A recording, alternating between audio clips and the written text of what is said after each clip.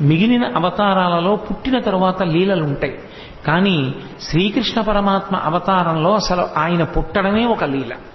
లీల అన్న మాటని కొంచెం జాగ్రత్తగా అర్థం చేసుకోవాలి. లీల అంటే కర్మ చేయడం వల్ల వచ్చినటువంటి ఫలితాన్ని అనుభవించడం కోసం వచ్చినటువంటి ఒక సంఘటన కాదు. పరమేశ్వరుడు తనంత తాను కల్పించుకుని లోకానికి ఒక పాఠం నేర్పడం కోసమని చేసినటువంటి క్రియ.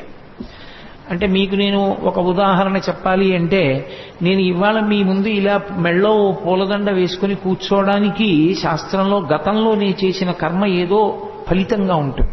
కాబట్టి నాకు ఇవాళ ఈ విషయం మీద ప్రసంగించడానికి పరమేశ్వరుడు ఒక అధికారం ఇస్తాడు. అలా ఇప్పుడు కోటేశ్వరరావు గారు లీల చేశారండి అనకూడదు. లీల ఉండదు. గతంలో చేసుకున్న పాపపుణ్యములను బట్టి నేను ఇప్పుడు ఈ పని చేస్తున్నాను. నాకు ఏదో మోకాలు నిప్పెట్టింది అనుకోండి, గతంలో ఎప్పుడో ఏదో